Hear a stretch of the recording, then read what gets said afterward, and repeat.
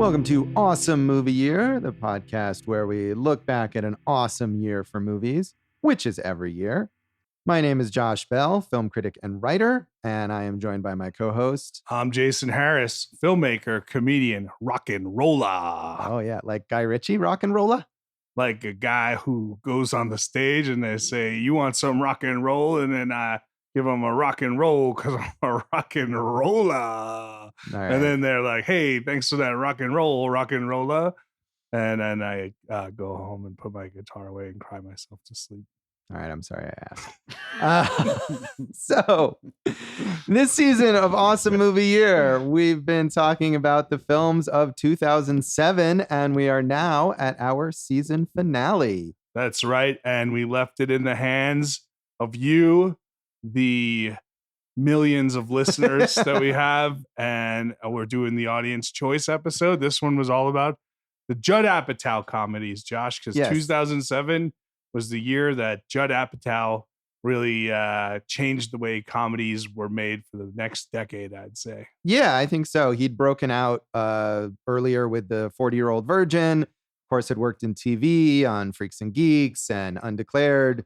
But this Did it work on those two shows? They each had one season, right? More than one. No, Freaks and Geeks only had one season. They both had one season. I think so, yeah. I was just saying that Judd Apatow had worked in television. He himself worked on those labored, shows. Yes. He performed labor as a television. He was a creative force on those shows, as well as the 40-Year-Old Virgin, which was a big success. Yeah, and I love Freaks and Geeks and Undeclared. I actually in college in a TV writing course, like a sitcom writing course, I wrote a spec script of Undeclared, and my teacher gave me like a B because she said this show's not going to be around, so your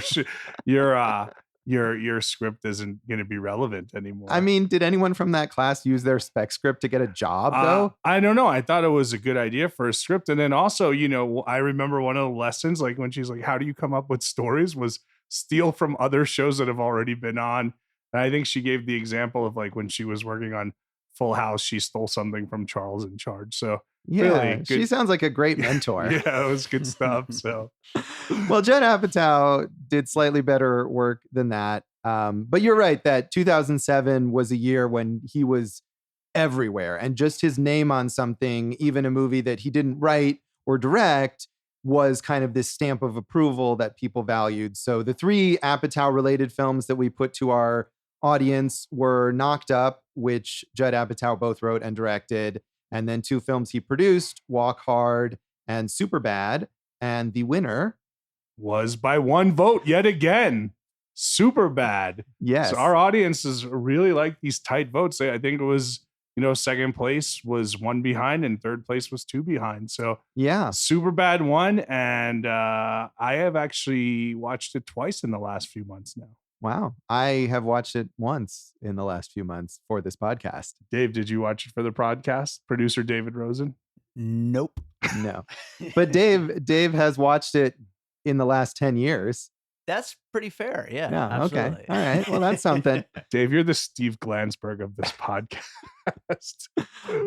So I was kind of pulling for Walk Hard a little in this, not even because I really like it, but I feel like it's the one that's been a bit forgotten. It would have been interesting to revisit, but Superbad is a lot of fun, as we'll get to. Yeah, and I wouldn't have minded Walk Hard because that's the one I know the least. I've seen it once and that was it. I was kind of hoping for Knocked Up because I feel like Superbad has overtaken it as the one that everyone remembers. Yeah. And Knocked Up was the one that really exploded him onto the scene. 40-Year-Old Virgin, like you said, big success, but Knocked Up was the one that made Judd Apatow and Seth Rogen superstars. Yes. But Superbad's great. So I'm happy about that. So. Yeah, it is probably the one of those three that's had the longest cultural kind of life afterwards, which we can talk about later. But even at the time, it was a huge hit. It made $169.9 million at the box office worldwide on a budget of only $20 million. So that's pretty good. That's good stuff. And, yes. And sorry for the sophomoric humor, but I'm guessing they were glad they had the number 69 in their yes. wins. Yes. So. There's a lot of mature humor In this film. Superbad. In Superbad, right? And thus you're probably right. It's an appropriate amount of money for it to make. Yeah, either of those main characters, Seth or Evan, would have been very happy with a 69 for that evening. Yes, that would have been a good goal. That's true. Not to mention 169. I don't know how that would really work. That might be tiring. Yes. So yeah, it made a lot of money. It was a big movie in pop culture. It did well with audiences. It got an A- cinema score from the audience polling service, which is good. People who went to see it opening weekend really liked it. It didn't win any major or was not nominated for any major awards, but it did get nominated for, among other things, 3 MTV Movie Awards. Yeah, I saw that. I did see that, and the best one was that it lost Best Movie to Transformers. I mean, it's the MTV Movie Awards. I think MTV should even be ashamed of themselves for that one. So. Maybe so.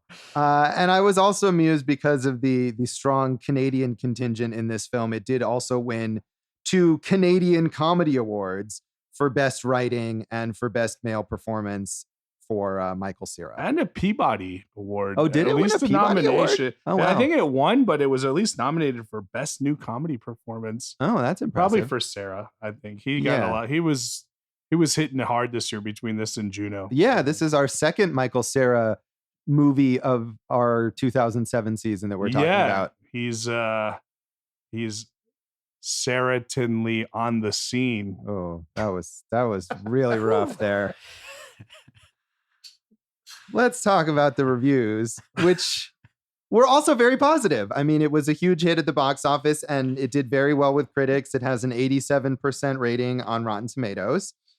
Roger Ebert said, Superbad is a 4-letter raunch-a-rama with a heart and an inordinate interest in other key organs. It is autobiographical, I suspect, inspired not just by the lives of co-writers Seth Rogen and Evan Goldberg, who named the 2 leads after themselves, but possibly by millions of other teenagers. The movie is astonishingly foul-mouthed, but in a fluent, confident way, where the point isn't the dirty words, but the flow and the rhythm and the deep, sad yearning they represent. Deep, sad yearning might be a bit much, but I did have this other Ebert quote that I found.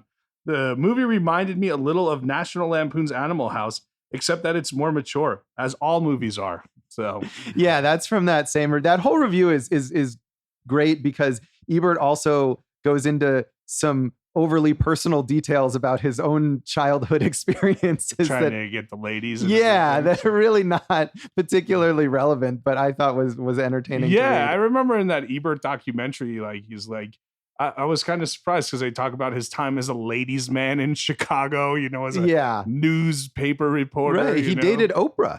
Well, how do you do? Yeah.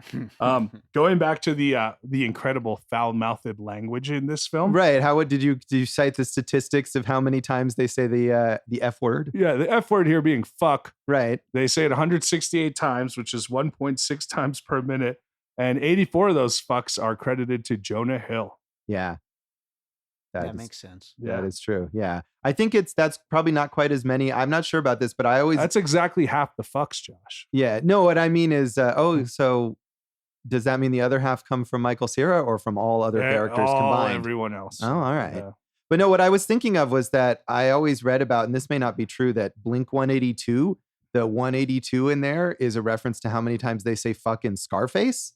So that might exceed Superbad. It doesn't hold the record. Yeah. Of course, Scarface is like 3 hours long though. So the per minute, it beats it out. So if we had like a Blink 182 cover band or something, we could call it Blink 168. Wink 168 yes. or something like that. So. We could. Manohla Dargis in the New York Times said, Mr. Apatow traffics in such a cute, cuddly version of modern masculinity that it seems rude to wonder if it's honestly felt, which is what I think, self-flattering, ditto, or cunningly opportunistic. Nah. Certainly, it's testosterone heavy, if not exactly macho. And indeed, part of what's fascinating about Mr. Apatow's ascendancy and why the comedy moment belongs to him more than it does either to the Farrelly brothers or to Ben Stiller and his mob is how he has created and come close to perfecting a masculine variation on aspirational wish fulfillment movies like Legally Blonde. Except instead of perky, pretty women reaching up, up, up, Mr. Apatow offers freaks and geeks aching to be worthy of those same women. she was a big fan of Apatow's kind of mark on these films. Yeah, I mean, what are you expecting if it's about two dudes who are like on their last day of high school trying to get laid? Are you expecting a lack of testosterone in this film? Or well, no, I think her point is that you come in expecting this like very macho thing, and actually there's a lot of sensitivity behind it. Yes, fair. So yes, you expect that, but you get more than just that. It's not like Porky's. There's no peephole that one of the dudes is sticking his dong through. Right? No, I did see a couple references to Porky's in some reviews that I looked up, but almost always in the way that you're talking about, as sort of like a counterpoint, like this is better than that, or hey, this is not what you would where's get. the peephole with the dong in it, right? Yeah. They're all like, why? I don't think anyone was complaining that this was not Porky's. No dong in a peephole. So. Have you seen Porky's? Of course I've seen Porky's. Okay, I never have. I might have even seen Porky's too. Do you know who is, can you name one star of Porky's? Porky? Kim Cattrall. Nice. Yeah. Yeah. Was she the only well-known performer in that movie? That's the only one I remember. Yeah. So, well, that sounds about right for an 80s sex comedy. Yeah. Kim Cattrall. Yeah. I'm just wondering if you guys have said the word dong this many times on any other episode. Probably not. So, but I don't know. But in our defense, this is the first time we're referencing a movie where a guy puts his dong through a hole. So, you know. And I did see a couple of references, at least, to Superbad. I think Seth Rogen himself might have just described it as a boner movie. So it all fits in. I here. don't think this is a boner movie. Did you get an erection while watching? No, this film, Josh? I don't think that's what he Our audience means. wants to know. I think he means it's a movie about guys with boners. Oh, yeah. maybe I'm taking things too literally. I feel like today. you've really missed the point of a lot of what we're saying here today. So That far. seems like it. Yeah. So. Let's see if you can understand Mike D'Angelo in Las Vegas Weekly, who said, while there are a few deliberately outrageous set pieces, most notably Seth's mortifying bump and grind with an older woman devoid of both underwear and, shall we say, feminine protection, Superbad has a shambling, discursive sensibility that closely approximates the semi-structured world of the fumbling adolescent. And the comedy isn't cheap, even when it's crass. Director Greg Mottola and his actors dawdle early on, establishing each character's unique, ultra-specific temperament, so that the big laughs are predicated on our expectation or understanding of how manic Seth or bemused Evan would respond to a given wacky situation. Even McLovin, whose adenoidal chutzpah flirts with nerd cliché, ultimately comes across as a genuine, if sorry, kid rather than a hasty composite. Yeah, I don't think McLovin was sorry at all in this. He did quite well for himself in the film. Yeah. I mean, I think he's pitiable at first. I guess not really. I felt McLovin was very confident in who he was the whole time through. Well, I mean, that's the point, I think, is that at first his confidence seems very misplaced. And then, it turns out that he actually can get it done. Yes. Yeah. Which is a name that's still used throughout pop culture today. I'd say. It is. That McLovin, and like, I feel like, was Napoleon Dynamite this year or maybe a little earlier? I always connect McLovin with like Vote for Pedro and these like ubiquitous pop culture things that would be on a t-shirt at Hot Topic. 2004 Napoleon Dynamite, okay. Dave, if you want to look it up. But it's funny because as a comedian, like there have definitely been times where I've done crowd work, and like I'd call out a guy, I'd call him McLovin, always gets a laugh. And then I remember, there was a guy who looked like Jonah Hill back when Jonah Hill looked like Jonah Hill? Yeah. And not like, not like super fit Jonah Hill like now. And I'd always just call him Superbad, and that would always get a laugh. And yeah. So you owe a lot to this movie. I owe so much to this film, Josh. It's really been the bastion of my career. Yeah, that's good. It was generous of them to give that to you. And you were right. It was 2004. Yeah. Thanks, Superbad. Mm-hmm. But people were still wearing Vote for Pedro shirts in 2007. Yeah, I think, and now you could wear them almost ironically, right? Almost. Yeah. I don't know if we're quite at that distance yet, but you could wear a McLovin shirt, maybe. Yeah, you could. I would. All right. Maybe. Yeah. Any other statistics about swear words? I have a quote that I wanted to run by you that maybe a little overhyped, I'd say. Okay. Sean Burns of Philadelphia Weekly, 2007, the year Judd Apatow and Seth Rogen saved movie comedy. Yeah, a little overblown. A little overblown, I'd say. But I can see how people in 2007 would see it that way. because they were so dominant, and they definitely offered something like Manohla Dargis is talking about in her review. If you are seeing Will Ferrell and Ben Stiller and the Farrelly brothers and that kind of stuff, and that's not your thing, then maybe they offered a bit of an alternative. And from a personal experience, 2008, 2009 was my first script that kind of made the rounds in Hollywood. And then 2012, 2013 was kind of when I had one hot minute there, and boy, was that minute short. Yeah. But both times it was so funny because no matter what we wrote, it was like, can you make it more like Judd Apatow? Which Yeah. is like, no, because that's what Judd Apatow does, right? Sure. I get it. What you're saying is, all these broad, heightened comedies, and then Apatow comes in with very grounded, like, hey, we have to name this baby. Let's write a whole movie about that, right? Yeah. Which is an idea my old writing partner and I have never cracked, Yeah. So, but they're very simple situations, and in Superbad they get escalated, but it's all starts from this simple thing of we have to get beer for the party, right? Right. So yeah, I get that. So I guess that's what you're saying, but what's not good is the imitators of a lot of these Judd Apatow movies. That's true, and we can talk about that later, but I think your point is absolutely true, is that these movies are so much more grounded, and I think these movies also, Apatow's films that he works on, or at least the best of them, they care more about the emotions of the characters. Like, this movie has plenty of ridiculous stuff in it, but it's also about the relationship between these two friends. And that's what the movie really is built on. Yeah, I agree with you. And it shines through. But I also think we're not giving enough credit to Greg Mottola, who I like very much. Well, let's talk about all of those aspects when we come back in a moment and give our general thoughts on Superbad.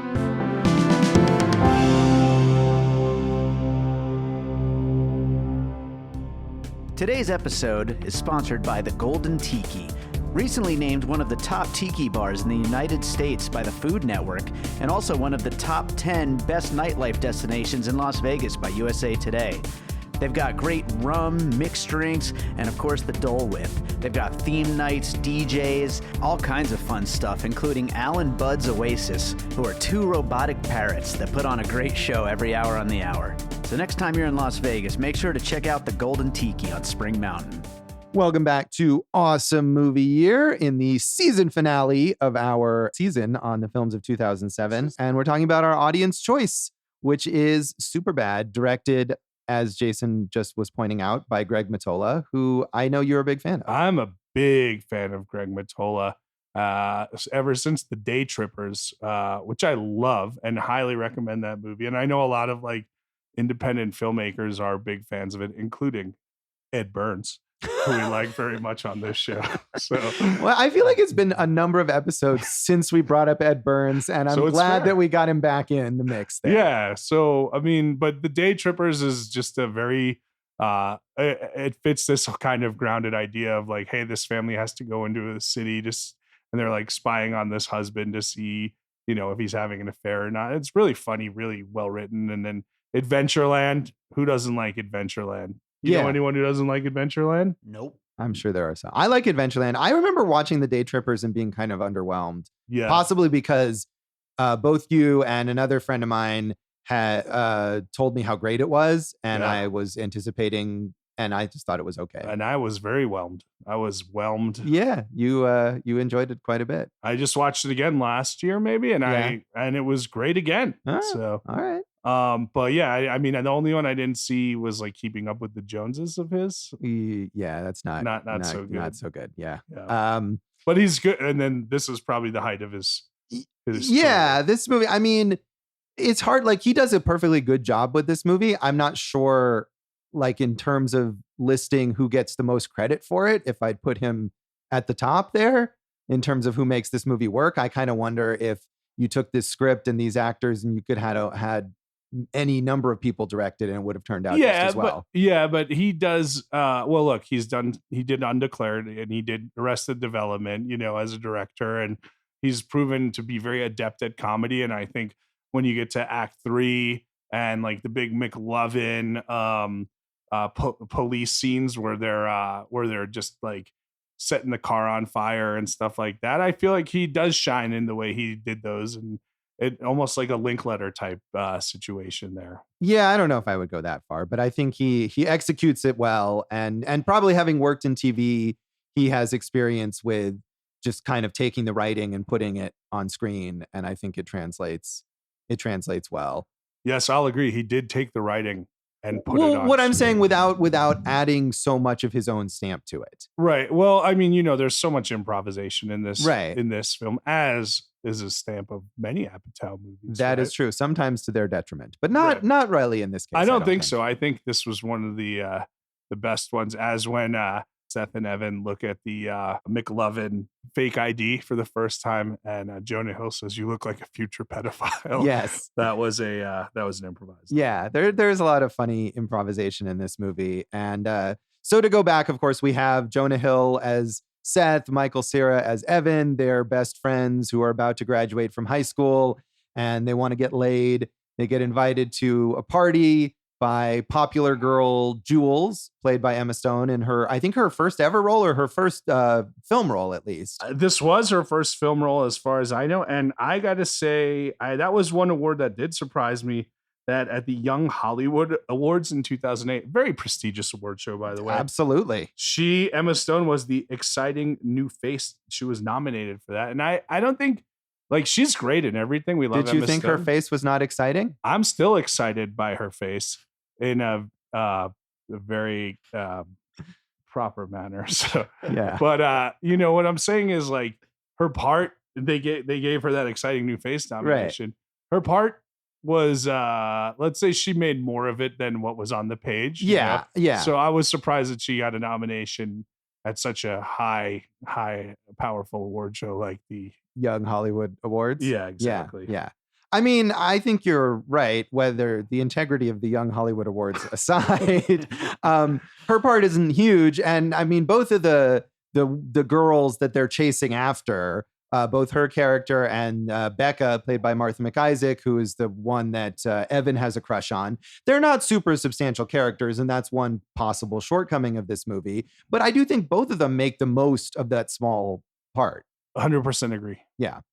Yes. So, and like you're saying, it's Seth and Evan, as we mentioned, Seth Rogen, Evan Goldberg, writing partners who started writing this in high school. Pretty amazing. When they were younger than the characters are in this film. Yeah. And it took 7 years to really finish the script, and they did it, man. Josh, Dave, here's a hot tidbit for you, a piece of personal history. Josh and I wrote a screenplay together in high school. Did you know that? I feel like we've talked about this on the podcast as well. Right. Maybe just amongst ourselves. Did we mention this ever to you, Dave?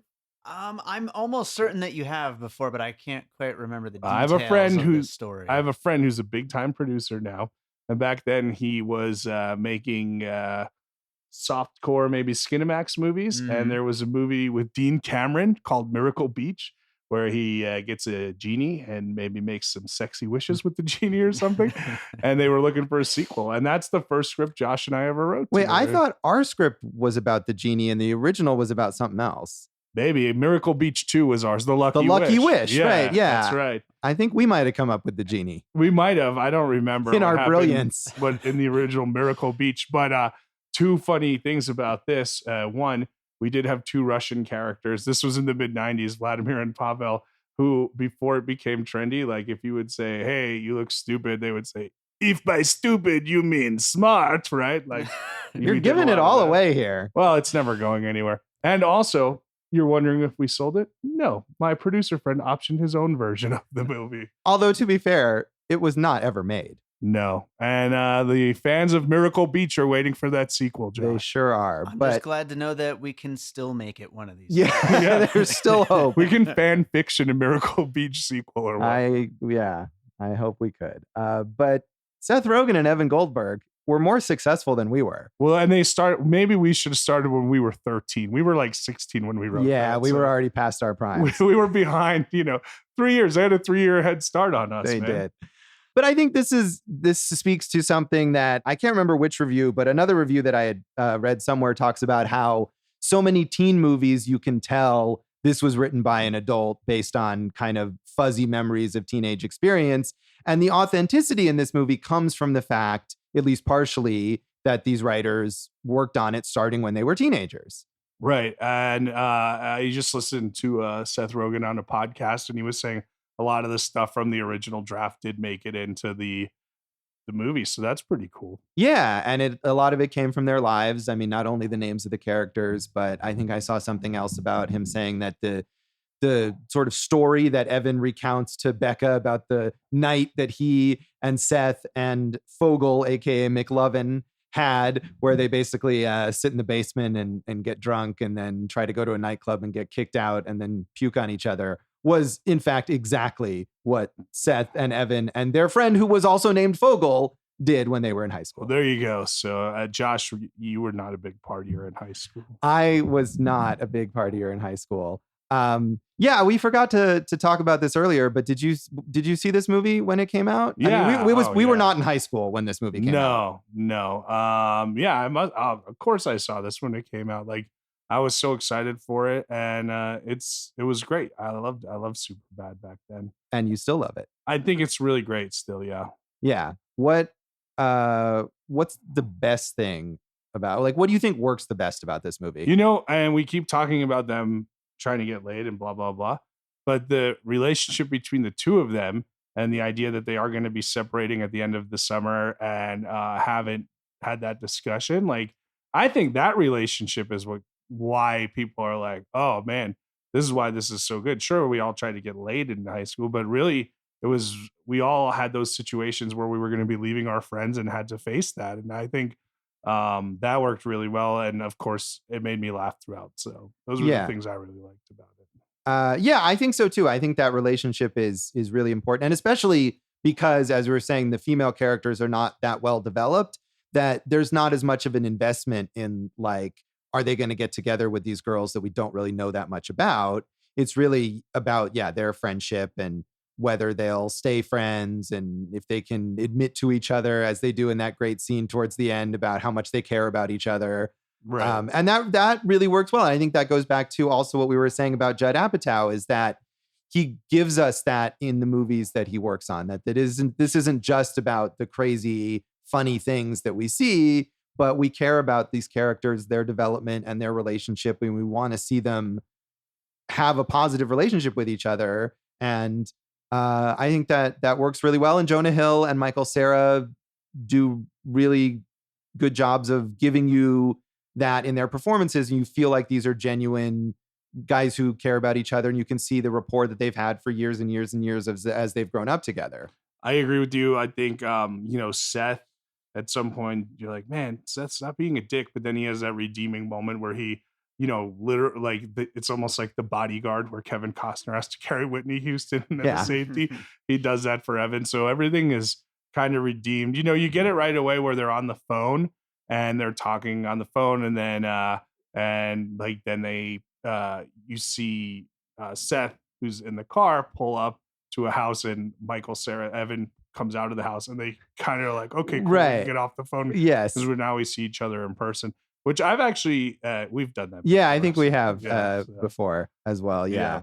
And I think what you were saying too about Seth, the character, being a dick, honestly, when I sat down to watch this again, and I hadn't seen it since 2007, when I sat down to watch this again this week, in the first half hour, I was thinking, man, do I not really like this movie as much as I remember liking it? Because I thought that Seth character was just really unlikable. Yeah. And I think the movie and the character kind of redeem themselves as it goes on, and as you get more into him as a character, and you see how much of this kind of dickish behavior is a front because he doesn't want to confront emotions that he has, whether about missing his friend or about wanting to have a girlfriend or whatever. He just puts up what he thinks is like the right thing to do as like a cool dude, even though he's got all these emotions under that. Yeah. And you saw this in the theater as well. Yes, I did. Yeah. And you liked it back then, so. Right. And that was what I thought, because going into this, I thought, oh, this is a movie that I like. I'll enjoy seeing it again. I mean, all of these Apatow movies, I think I would have been eager to watch again. And so watching that, and also because before I watched it this most recent time, I think you and I had talked and you had said how you just watched it a few months ago and how great it was. And so I was thinking like, yeah, this is a great movie. And it took me a little while to get back into it. Yeah, I watched a lot of these teen comedies again because I'm working on an idea that kind of plays off of it, you know. So I watched this, I watched Can't Hardly Wait, I watched American Pie, I watched American Graffiti, I watched Ferris Bueller's Day Off. And I think this and Ferris Bueller's Day Off are the ones that hold up the best out of the entire list, more so than American Pie does, you know? Yeah, I think this does hold up pretty well. And I was impressed with, not only is it still funny, I mean, there's a lot of crazy stuff we haven't even talked about, Seth Rogen and Bill Hader as the very irresponsible police officers. But beyond that it was funny, I thought its kind of attitude towards relationships and towards the sort of gender dynamics was pretty progressive.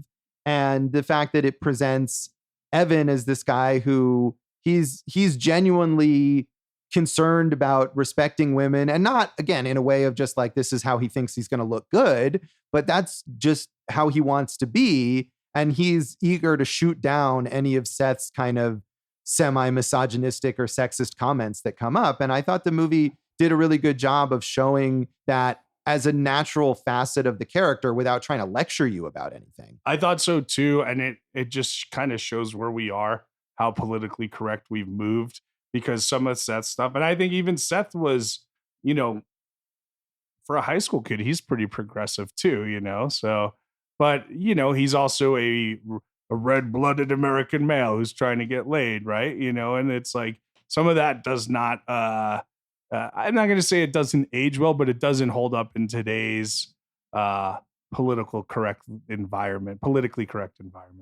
I mean, maybe not, but at the same time, again, I think it shows the journey of that character, that he expresses some of those kinds of sentiments at first, and he has to realize as the movie goes on, that's not, he doesn't need to have that attitude in order to be happy or to get what he wants, to have relationships with the people that he wants, whether that's his friend or a girl that he likes.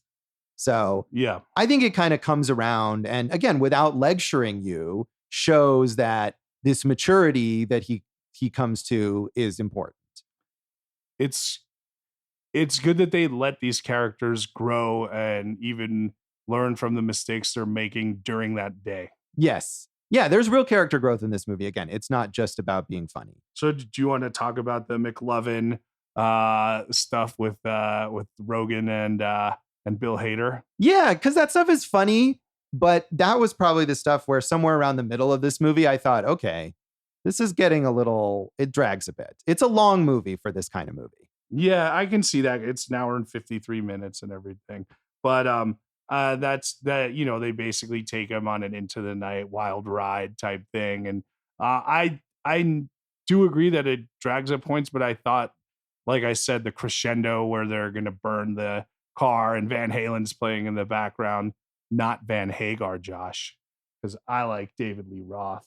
Who's your guy? Roth or Hagar? Of course, David Lee Roth. Yeah, man. Suck it, Josh. I didn't realize this was going to go off in this direction. He's a Hagar guy. I like them both. I've seen them both in concert. I do prefer the Hagar version. I will say that I have a Facebook friend who recently proudly posted a photo of himself wearing a Van Halen with Gary Cherone t-shirt and was proclaiming his boldness in doing that versus the other versions. On my TV show that we're doing every week, Your Fantasy Fire Drill, there's a situation in San Diego or Los Angeles where one of the running backs was the star running back and he decided not to come back. So his backup was starting. His backup became a star, and we did the whole Van Halen, Van Hagar situation combination. So that's important stuff. Very relatable. All the Van Halen stuff here.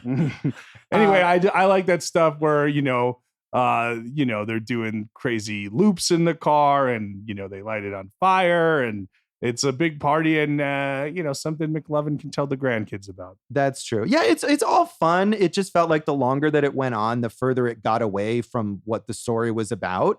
And I think also because a lot of the emotional core of it is not just about those two friends, but it does involve Fogel, McLovin, and his sort of outsider status, where they treat him that way, but really he's a good friend to them too. And Evan is going to go room with him in college, and they have a solid relationship too. And I felt like it kept him away from the other two of them maybe a little longer than was necessary. But yeah, I mean, you could watch Seth Rogen and Bill Hader just riff on dumb cop stuff for 2 hours, and that would be funny. They were really funny. Yeah. And,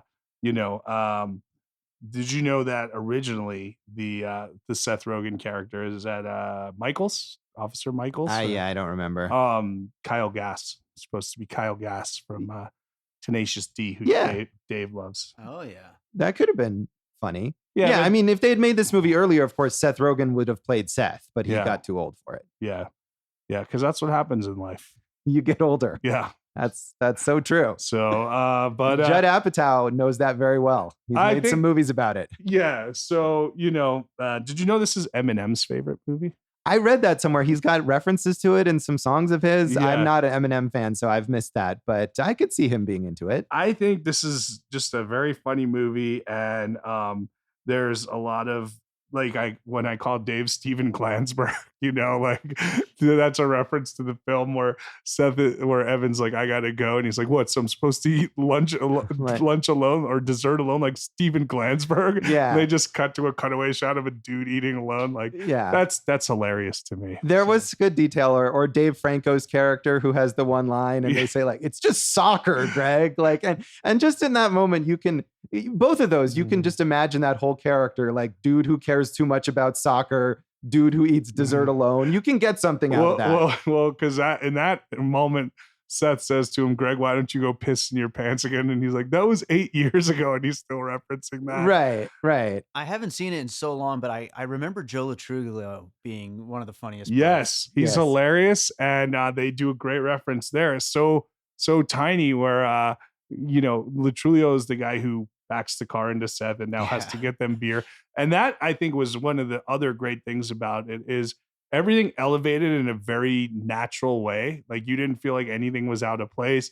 The way they got to the shop, the way that Latrulio backed into them, that led him to this weird party with Kevin Corrigan and Latrulio, where when they're first meeting, he looks at Michael Cera and he goes, "Are you Jimmy's brother? You know Jimmy, right?" And then they bring that back in the party where he's like, "That's Jimmy's brother, the singer." And that's how we get to the great scene where Michael Cera has to sing These Eyes for a bunch of stoned and drunk dudes. And that's a great scene. Yeah, there's a lot of fun. And I think that whole detour, at that point, you have these sort of two detours. You've got McLovin goes off with the cops and Seth and Evan go off with Joe Latrulio.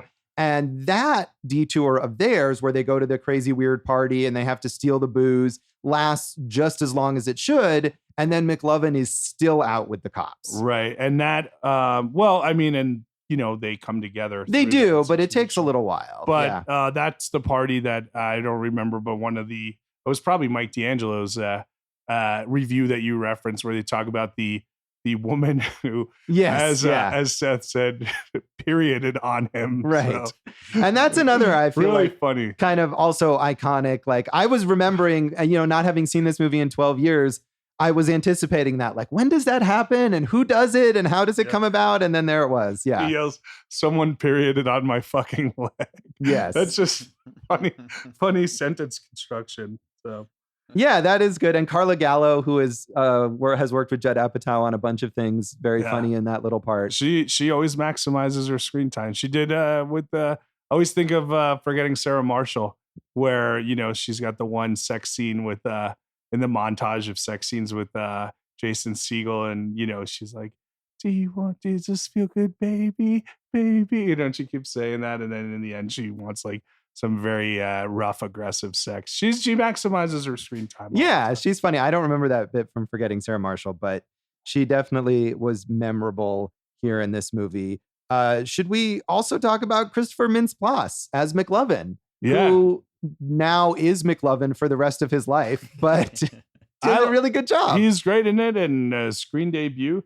He was 17 at the time, so when he had his sex scene, his mommy had to be on set. Yeah, I did read that as well. But yeah, he's iconic as McLovin, and Yeah, I mean, I thought he was really good in role models after this too. Yeah, I mean, he's done other stuff, but I feel like everything that he does is either like a rehash of McLovin or plays off the idea that it's different from McLovin. Like it's still always in people's minds when they see him on screen. And he's made the most of it. He's had a career as opposed to, I was just looking at some of the random cast members, and Hiroki, the Asian student that Evan works with in home ec class, and they have the kind of fun little playful tiramisu, relationship. Yeah. That guy was never in another movie. No. This is the only movie he was ever in. You know, for the most part, I like it all works. I think there's some clumsy dialogue in Act 1 where Evan is explaining to someone, well, what about blah blah blah? He dated blah blah blah for 2 years. Like they both go to the same high school. They would know that stuff. Yeah, you know? yeah. I mean, I can forgive that. It didn't feel too awkward to me. I mean, to me, the biggest weakness of this movie is the pacing in the middle. Did it bother you that the opening scene, Seth says he's going to subscribe to the Vagtastic Voyage, and Evan's like, what's that? And he explains to him what it is as a porn site. But when they do that flashback to the party that the three of them had, they're watching the Vagtastic Voyage. They were drunk. Maybe he didn't remember. Yeah, I think you'd remember the Vagtastic Voyage. I mean, there's a lot of porn out there, as they established. But not all of them are voyages that are Vagtastic. You just wanted to say that word a bunch of times. I really didn't. To make up for having said dong so many times earlier. Well, dongs can have Vagtastic voyages and other types of voyages as well, depending on what's your bag, baby. So true. And I mean, speaking of dongs, we could give a shout out to all of the very creative drawings of penises in this movie. Yeah, made by Goldberg's brother. Yes, David Goldberg. And I think he made like 1,000 of these drawings or something like that, and they used a small portion of them to illustrate Seth's weird compulsion to draw penises everywhere when he was a child. Yeah. Did you know anyone who did that? Is that a real thing? I don't know. I didn't do it, but I feel like that could have been a real thing really easily. So. Yeah, maybe. I mean, they make it sound like it is in the movie, but I don't know. Dave, what's the weirdest habit you had as a kid or now? The weirdest habit I had as a kid. Like, disgust us. Tell us something we're like. Why are we bringing this up? Because this is important, Josh. The audience wants to know. They don't. I don't think they do. But while we're at it, I had a wall of Garbage Pail Kids, and I would hide boogers behind it. Oh, that is gross. No, we didn't need to know gross. that. We didn't want to know that. That's horrible. Edit that out later, Dave. When you work on this, I probably please remove that. Don't, Josh. They're learning about us. I'm sure you have some filthy habits yourself. I don't want to talk about. They learned that Josh likes Van Hagar. Yeah, there you go. Come on. Shameful. I kind of even there's a couple songs on that Gary Sharon album that aren't bad either, honestly. Yeah, nobody likes that, Josh. Yeah. So. But those drawings are great, and I believe there's a book of them too. There are 82 books, yes. 82 drawings, phallographic. Yes, so that's the proper technical term for them. But very, very amusing. And then we see during the credits they show some more of them, and just when you think they can't think of a new way to draw it, they do. There's always another way to draw a dong, baby. There is indeed. That's my motto in life. All right. But no, in the end, I just want to say the end, everyone learned something. They treat the women well. Yeah. They learn that that's important. And the next day they go on nice dates. And I appreciate that. Yeah, I did too. And again, I feel like it's not trying to teach you a lesson in a clumsy, heavy-handed way, but you understand how they've learned something, and they're going to have better relationships with those women that they really want to have relationships with because of the way that they treat them now. Two little fun things that the math teacher in Freaks and Geeks played the math teacher in this. And also the shirt that Michael Cera wears, he also wears in an episode of Arrested Development at one point in time. So, are those fun, really? Dave, did you have fun with those facts? I mean, I feel pretty much the same as I did before you started. I think those are more neutral facts. All right. Well, if these are facts, they'd be Switzerland. Yes. So, should we give this movie a rating out of 5 penis drawings? Yeah, 5 penis drawings. Man, I'm giving it a lot of penises. So I really like this movie, man. Four dongs for me. 4 dongs. Yeah. I would give it. almost 4.5. Oh, almost wow. one severed dong in there. Yeah. But I'm going to go 4 full dongs. All right. I'm going to give it 3.5 dongs because, like I said, I think it was a bit of a grower, not a shower for me at first watching it this time. That's awesome. That was a great, that's why you're a film critic, man. Thank you. Yeah, So, I should have written that at the time. But I do like it. And I think my initial reservation, wondering would I actually like it this time, I turned out to be wrong about that. I did like it. And I thought it was funny just right away, right from the beginning. I was in it to win it, baby. All right. Well, we'll come back and talk a little more about the legacy of Superbad.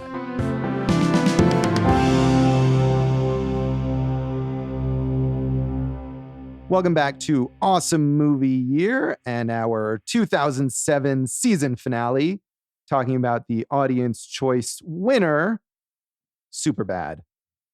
Superbad. Yeah. There's a great song. I think that was one thing we did that we didn't mention, the closing credits song. Bootsy Collins. Yeah. Yeah. The whole idea of those kind of 70s funk that was throughout the film played really well. Yes, it did. And as far as the legacy goes, I mean, we've talked about some of these things, but virtually everyone who worked on this movie went on to do great things. And every teenage movie since then has basically been a knockoff of this one. Yeah, and some good, some not as good. Yeah. Well, look, Jonah Hill, superstar. Michael Cera can still work and do whatever he wants. Mintz-Plasse working. Becca, who I thought was very good. Martha MacIsaac, she's had kind of a low-key career. She works a lot, though. Yeah, but not in anything really well-known. And Emma Stone, man, she's the best. She is great. And best I mean, in the world. Both her and Jonah Hill have gone on not only to be successful, but to be these serious award I mean, Jonah Hill has been nominated for 2 Oscars. What, Moneyball and Wolf of Wall Street? Yeah. And Emma Stone won one, and she's been nominated for 3. Maybe, yeah. I mean, she's done really, really well. They reteamed in Maniac. I haven't seen Maniac. Have you? Yeah, it's not really worth it. All right. I mean, they're both decent in it. It's a lot of style over substance. It doesn't need 10 episodes. Carrie Jo Fukunaga? Yeah, Carrie Fukunaga. But certainly put those two in a movie or a show and you expect it to be something award-winning. Yes, I would agree. And what struck me kind of too watching this movie is that Jonah Hill looks, as we kind of referenced earlier, looks so different now. Yeah. Michael Cera looks exactly the same. He does look exactly the same right now. I thought it was interesting that this was the biggest high school movie to ever open, highest grossing high school movie to ever open in 1 week. And then it was beaten by 21 Jump Street with Jonah Hill. Yeah. Which I guess that's a high school movie. It is a high school movie. Yeah, I suppose so. Yeah. Yeah, I kind of go back and forth on whether I like Jonah Hill or not. I like him in this movie. I'm not sure that I've bought into his transformation into like a big deal actor. I love him in Wolf of Wall Street. I thought he's good in Moneyball, but yeah, like he's not appointment, for me. Yeah, I think he's good. He's good in Moneyball because it's the right part for him. I'm not sure that Jonah Hill is the kind of guy that I think, oh, well, if you cast him in something, he's going to be good. He is limited kind of in his abilities, I think. What are the movies that, like the most recent one, everyone, Booksmart. This is the female Superbad, which I think hampered it. Yeah, I think it might have hampered it a little in terms of reaching an audience. And I know you hate it, but it's not as good as Superbad. I'll tell you that much. I disagree with you. I mean, it owes a lot to Superbad, certainly, but I probably enjoyed it more. Such a Van Hagar thing to say. But I do agree that kind of reductive comparison might have made people dismiss it. The other most recent one I think that's gotten a lot of those comparisons is Good Boys, which did very well, perhaps via those comparisons. And that's one where also got really good reviews, and I thought it was terrible. Dave liked it. Yeah, I actually did like Good Boys more, and I know that that's not the thing to say, but like, because it seems like everybody really wanted Booksmart to succeed, but I think right from the beginning with the trailers and everything. Not that this episode is about those movies or anything. I don't want to go too far into it, but it's not piecing it together. Yeah, right from the beginning, those trailers, I think people reacted really, really well to Good Boys and not so much to Booksmart. The thing with Booksmart compared to this is, like I said, everything worked so naturally for this one. And this, everything felt like, oh, well, yes, that is the logical next step. Whereas Booksmart, it was like, let's force a cool scene in here that doesn't really fit as the next piece. So yeah, I didn't feel that Booksmart did that any more so than Superbad did. Yeah, and, well, you're wrong. Yeah. But certainly we can agree that both of those movies heavily influenced by Superbad. Superbad, man, 2007. Yes. As we know, Dave, do you know the year this came out? I know you like to ask. I'm pretty sure. Yeah. But I still feel like it feels fresh. And if it was out today, it would be a fresh movie. Yeah. Other than the flip phones. Right, that's true. Yeah. And yeah, like I was saying, I think the sensibility of it was surprisingly still just as modern.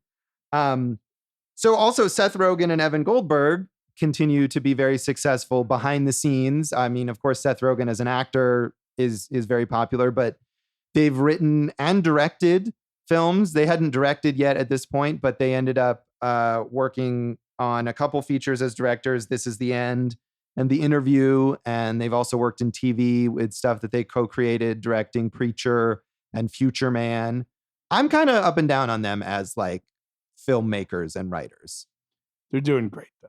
Oh, well, they're very successful. Yeah. But The Boys, that's the last thing that they produce The Boys. They produced that. I don't know how involved they are like directly in it. And I haven't seen that, but they definitely are comic book nerds and they have used their success to put stuff on like The Boys and Preacher, which is not the kind of comedy that you would immediately expect from But them. I think, they probably learned a lot from Judd Apatow as far as like, hey, let's get involved and heighten and enhance a vision, but let the showrunner or filmmaker really run with it and just support that, kind of vision. Right. Yeah. I think they have done that to certain degrees, depending on the project.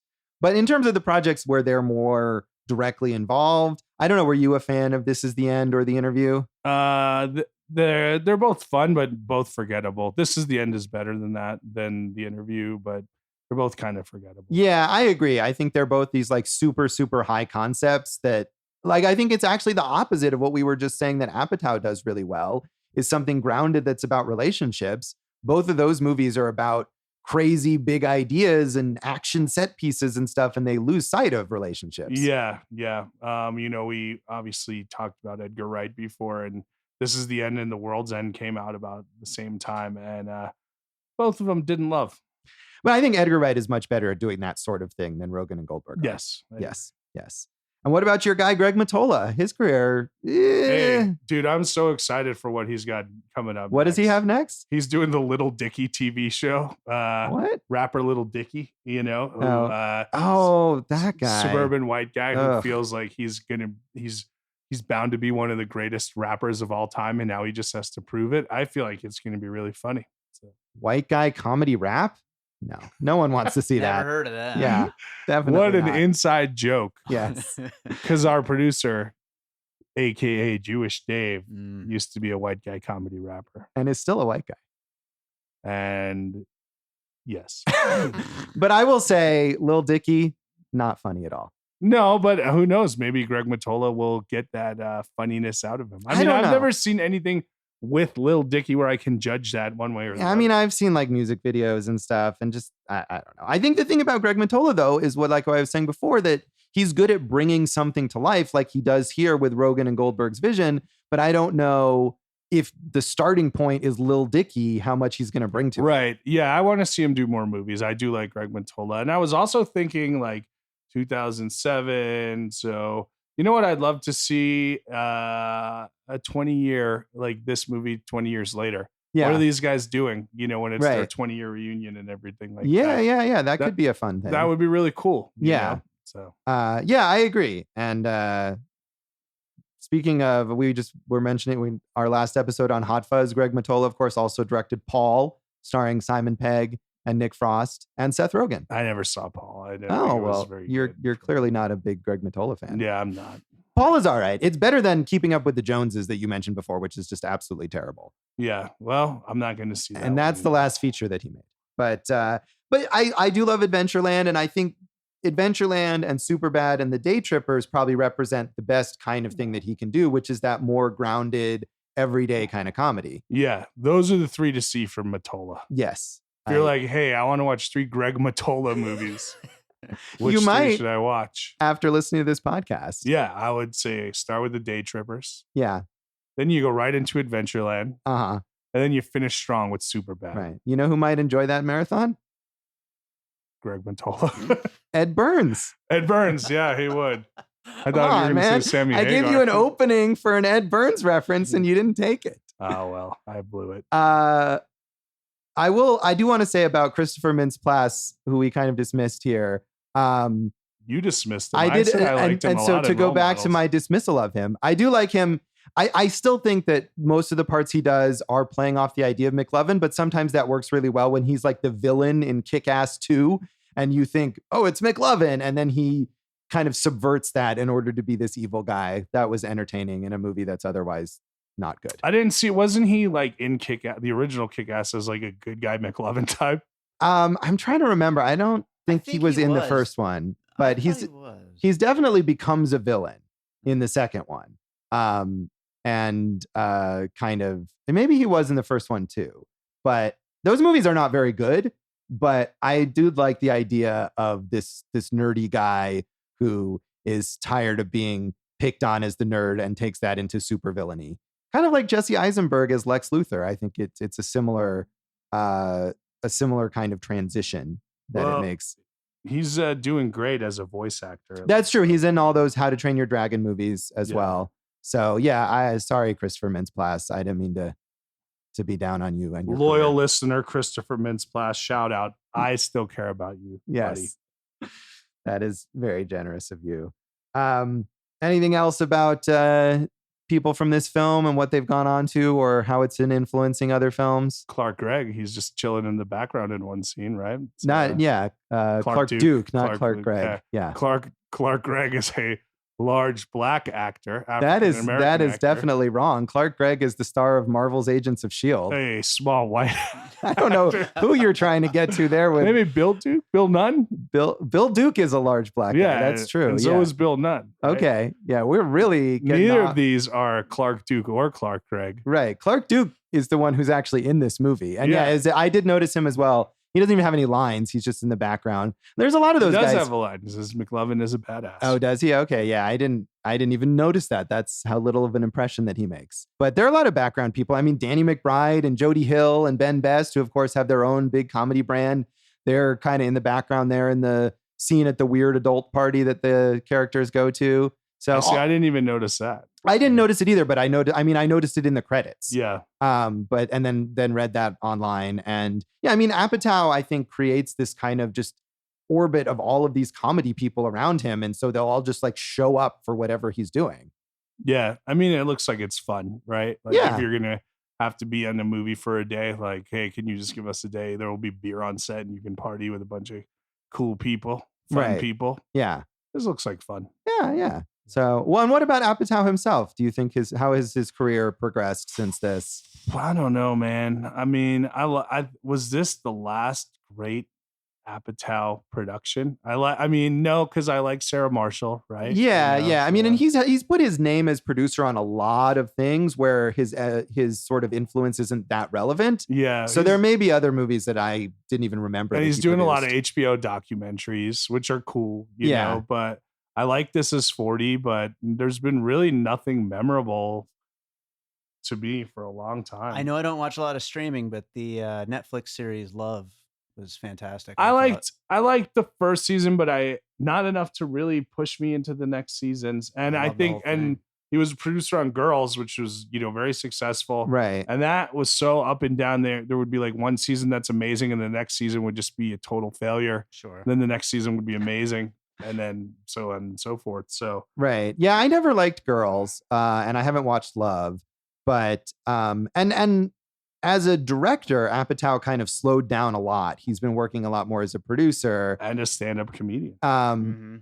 But I did I know, Jason, I know you're really not a fan of Trainwreck, but I thought that was an enjoyable film that was kind of his comeback as a director. And now he's working on a new movie with Pete Davidson that he's directing. So I'm just glad to see him doing that. And instead of just kind of being this executive, to actually get back and being a major creative force on a film. Trainwreck's a garbage flick, Josh. And, so Jason hates Booksmart and Trainwreck. What do those two movies have in common? I must not like women in comedy. Is that what you're saying, Josh? I'm not saying anything. I'm saying that you don't like those movies. I don't like those movies. You should hear him talk about Captain Marvel.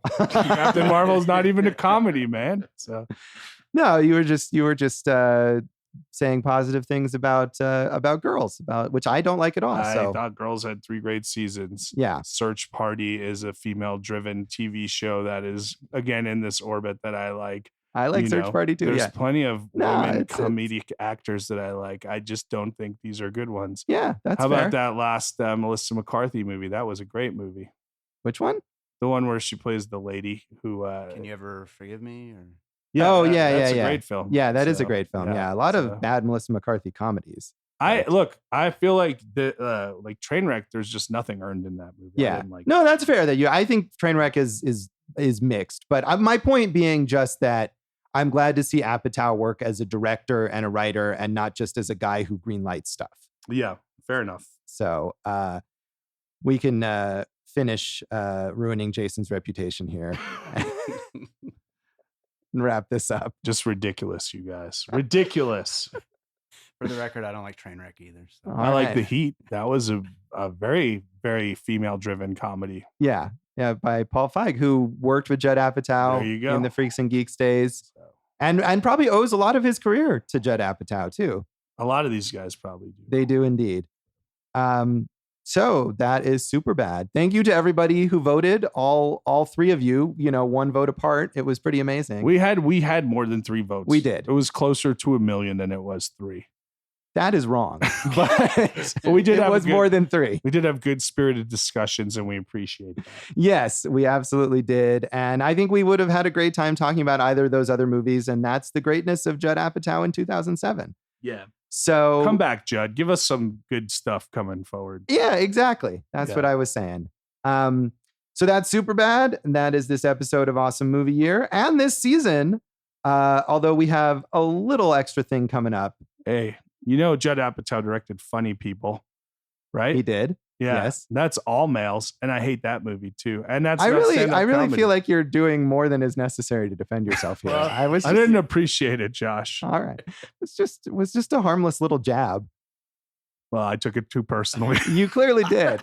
Do you want to tell us about what's coming up next? We got our epilogue. What did we do this season? What could we have done this season instead? There's so much to talk about that we haven't talked about, but we'll do it in a tighter time frame. Yes, we will. So we'll have some of that coming up, and you can also follow us on social media. Yes, and also we'll announce what's in season 3 in the epilogue. We will, yes. So tune in for that. Great. Yeah. All the suspense. Yeah. Social media, still Jason Harris Comedy and Jay Harris Comedy, and we're still Awesome Movie Year and Awesome Movie Pod.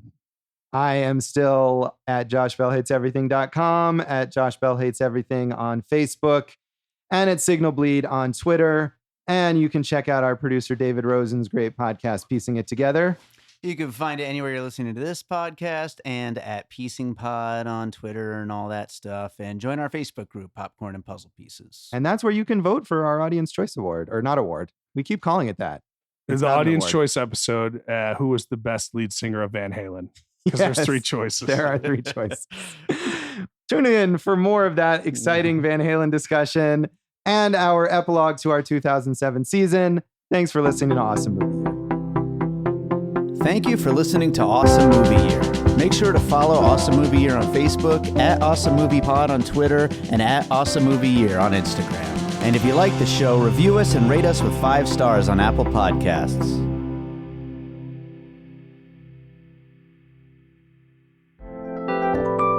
And all points west.